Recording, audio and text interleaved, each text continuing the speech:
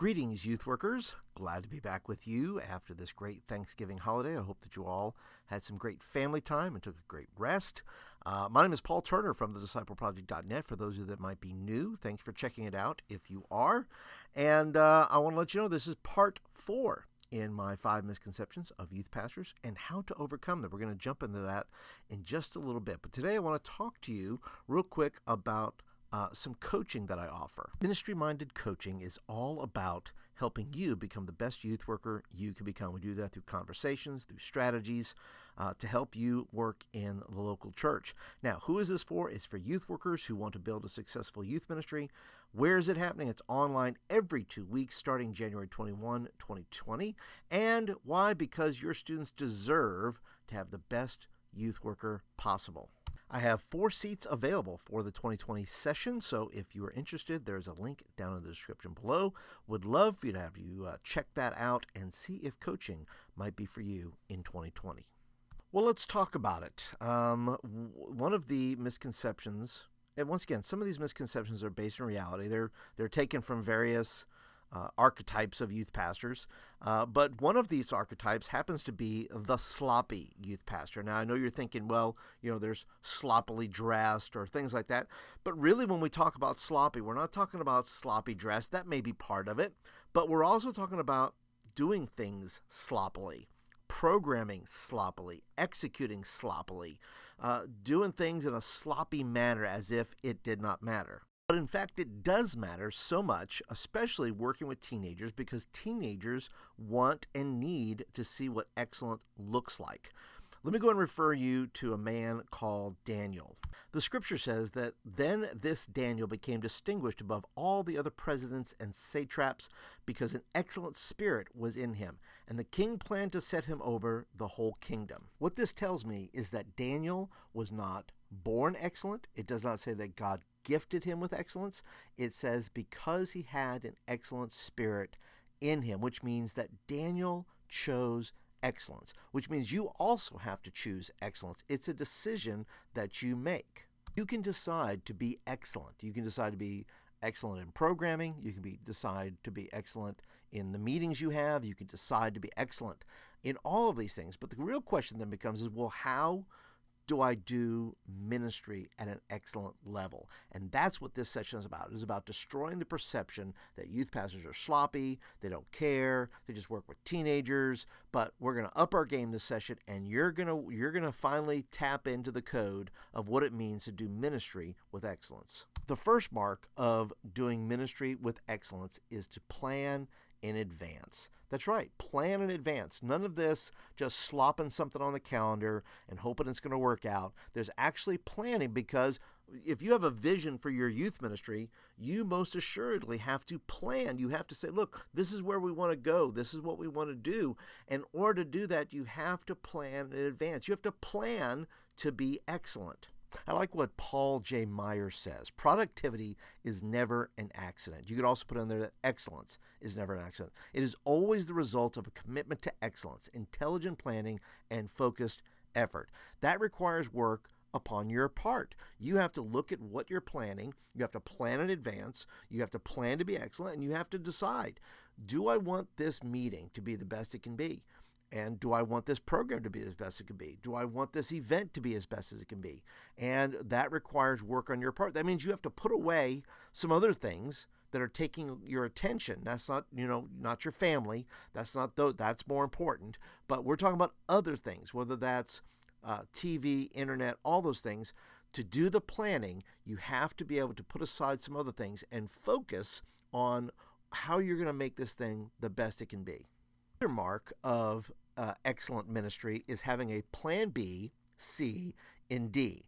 That means you are looking at all the things that could possibly go wrong with the meeting, the event.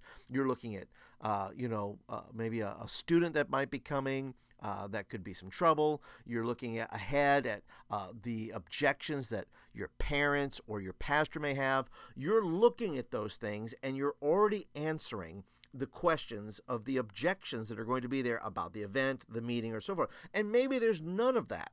But you say, look, you're taking into consideration the weather, you're taking into consideration what's going on in your community, you're taking into consideration, are your students excited for this? And you're saying, look, well, what if this happens and what if that happens? You're planning in the what if realm, and you're saying, look, I've got plan B, C, and D ready. If this happens, then we do this. If this happens, then that's going to go there. And that's just a mark of saying, look, I'm looking ahead. I am looking at what could happen, but I'm sticking with plan A, and I'm going to do everything in my power to make plan A the best possible plan. But if not, if some other circumstance messes with that, then I have some solutions ready. I think J.R. Tolkien puts it best when he says, it does not do to leave a live dragon out of your calculations if you live near one.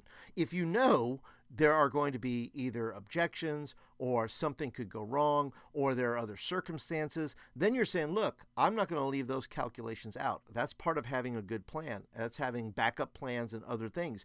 You've got to account for the dragons that could come in and mess up what you're doing. Third mark of excellence is check the details.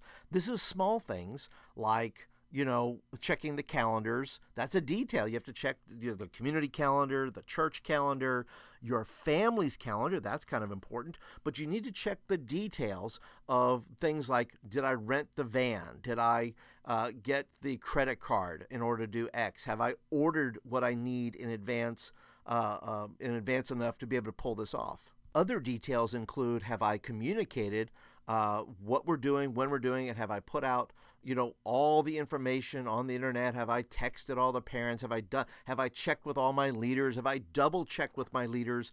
Do I have backup leaders just in case my leaders bail on me? That's part of the dragons that I talked about. But you have to check the details to make sure that all these little things are taken care of. And that's the part of it. That's what creates excellence in ministry, is that you're paying attention to these things because you're using foresight, you're using discernment, you're using all those things. And if you're not, then that perception of sloppiness starts to seep in because you start making excuses. You start saying, well, this happened and that happened. Excuses are a result of not checking the details. And when you check the details, you start to wipe out the excuses because you did your homework. I love this quote by Colin Powell. Never neglect details. When everyone's mind is dulled or distracted, the leader must be doubly vigilant.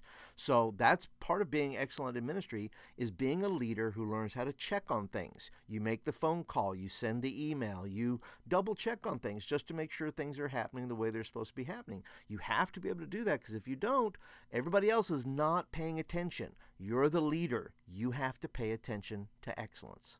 Fourth principle of excellence is teach excellence to your team. If you're the only one practicing excellence, all you're doing is chasing your team around and sweeping up after them because they're not practicing excellence the way you want them to, right? You're trying to say, look, we want it to be excellent. We want the program to be excellent. We want you to be a great small group leader. We want this done. We want that done. But if you're not teaching principles to them, whether it's through emails or whether it's through the monthly meeting or whether it's through making videos, but most of all, it is through your example. You have to communicate. The first way you communicate is through your example of doing things in an excellent way. The other ways of training and teaching is through the videos, through the emails, through all those things. But the main way is through your example. So always take time to be excellent in what you're doing. Figure out the best way to do it, plan it, check the details, all that kind of good stuff. And then you're going to be able to show people that you're doing your homework. You're thinking of things that nobody else is thinking about. So how do you teach a team to be excellent? This quote here from Antoine de Saint-Exupéry, author of The Little Prince, says, "If you want to build a ship, don't drum up people together to collect wood, and don't assign them tasks and work, but rather teach them to long for the endless immensity of the sea." What a great quote that is. He's saying, look, don't focus on doing a task excellent. Focus on the reason, the why behind you want to do this excellent. We want to reach more kids. We want to have new people come in and be a part of our community. We want God to be honored in what we're doing. In other words, you're saying, look, the task will be excellent if you say, look, that the vision you're putting forth is the reason to be excellent. You're saying, look, this is a big part of it. This is a big part of what, as a leader, you're sharing vision, you're sharing your heart, and you want people to understand that it's important, that excellence is an important thing. Now, let me just say this, that excellence is not perfection. Excellence is doing the absolute very best. Nobody's going to be perfect. Your leaders aren't going to be perfect. You're not going to be perfect, but you can do things at the highest level possible. I'll leave you with this final quote here from Aristotle. Excellence is never an accident. It is always the result of high intention, sincere effort, and intelligent execution. It represents the wise choice of many alternatives. Choice, not chance, determines your destiny. Might I encourage you to write that down somewhere in your journal and break that apart and start to grade yourself on, am I a person of high intention? Am I a person of sincere effort? Am I a person of intelligent execution? Am I good at choosing the best of many alternatives? Begin to judge yourself in that way, and then you'll start to see that excellence is a choice. Daniel wasn't able to interpret dreams because he was excellent. He chose to be excellent. God had gifted him with the ability to interpret dreams, but he chose to be excellent in his decisions, and you can do the same thing. And that's it for today, guys. I hope that you guys enjoyed the video today. If you did, please like, subscribe, and share. If you're brand new here to the channel, appreciate you. Want you to be a part of the community, so hit that subscribe button. And if you're a regular, as always, thank you for your time and your attention. That's it for today. We'll catch you guys in the next video.